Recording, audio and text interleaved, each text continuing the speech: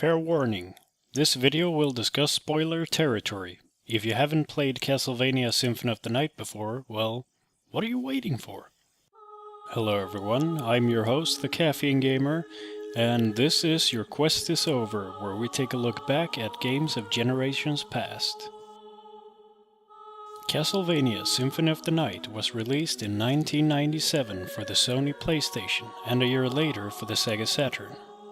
Although it was not quite the worldwide system seller that Final Fantasy VII would come to be that same year, it has amassed a large fan base and is regarded by many as a milestone in the Castlevania series. It is highly sought after among collectors, with original release versions sometimes climbing just shy of 3 figures in price, depending on the condition. Castlevania Symphony of the Night follows a mere 5 years after its predecessor, Castlevania Rondo of Blood. The game at first puts you in the shoes of Richter Belmont, one of 2 selectable heroes from the previous game. You start right outside of Dracula's chamber, reenacting the final confrontation between Richter and the Dark Lord himself, with full voice acting of questionable quality. Die, monster! You don't belong in this world! What is a man? A miserable little pile of secrets! But enough talk! Have at you!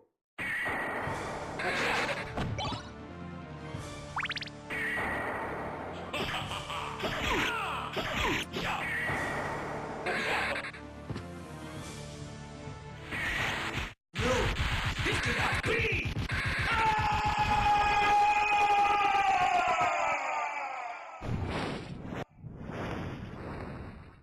After the initial final battle, the plot of Symphony of the Night scrolls neatly by as an ominous tone plays in the background. Richter mysteriously vanishes soon after the victory at Castlevania. Dracula's rebellious son Alucard steps in to take care of business, since the last Belmont is not around to whip the Demon Castle's inhabitants back to oblivion. So instead of the usual whip-wielding Belmont, you play as a half-vampire, all-awesome powerhouse of a guy. This change in the usual main cast is not only aesthetic, but also marks the first instance of the Metroidvania dubbed style of gameplay. This Metroid-inspired style also comes with one of its tropes, being stripped of your equipment early in the game. What? Rather than the usual straightforward progression through Castle Dracula and its surroundings, you have a larger, more open map to explore. You'll soon notice that there's quite a few places to go, some of those paths blocked by magically sealed doors or sturdy metal gates. It's up to you to find the power-ups and equipment required to reach some of the less inviting paths in the maze-like castle.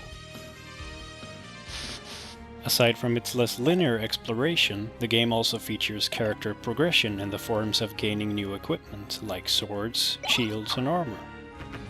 Unlike the Belmonts before him, Alucard can also gain levels to increase his various stats.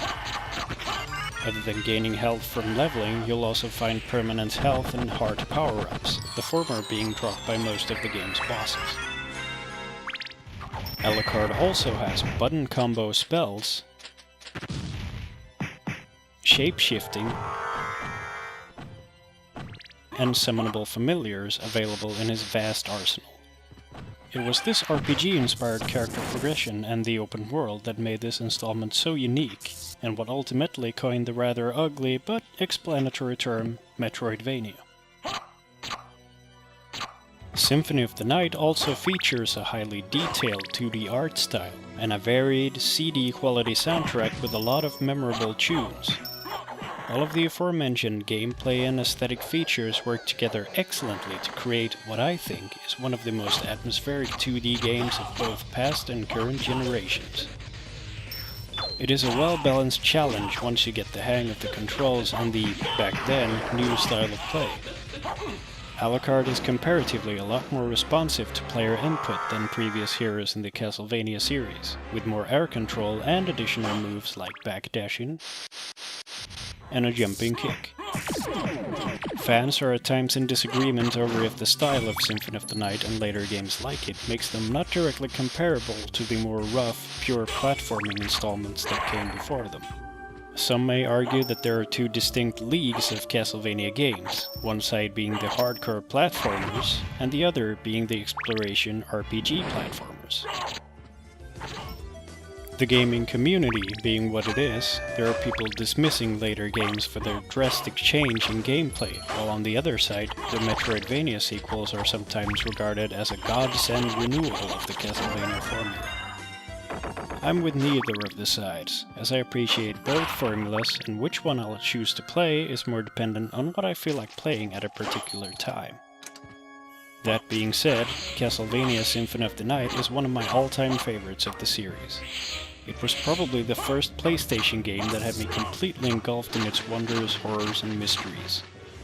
To this day, though, I haven't explored the castle's 200.6% entirety yet.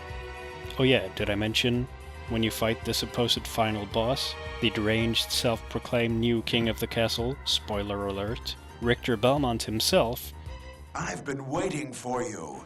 you have the opportunity to then reveal the true dark forces at work. It turns out that the Dark Priest Shaft was controlling the Mad Belmont, and aims to resurrect Count Dracula once again. After this truth bomb, you are greeted with a portal to the inverted castle. The name pretty much says it.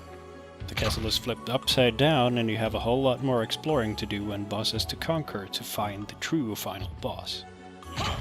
It's a nigh overwhelming castle map, ×2, that awaits our hero Alucard. And if that doesn't satiate your hunger for a gothic castle conquest, you'll be able to play as Richter once you finish the game. Or even Maria Renard, Richter's niece, if you have either the Sega Saturn or PSP release of the game. It's one of the largest and richest experiences to ever grace a CD-ROM-based format, and it is sure to keep the explorer and/or completionist occupied for quite a while. If you want to give the game a shot, it is usually easy to get a copy on eBay, and there are re-released versions on PS3, Xbox 360, and the PSP. The last mentioned being in the form of the collection Dracula X Chronicles, which also features a remake and port of Rondo of Blood, previously unreleased outside of Japanese territory. This has been the Caffeine Gamer, reminiscing about the PlayStation platformer RPG Castlevania Symphony of the Night. Thanks for watching. Until next time.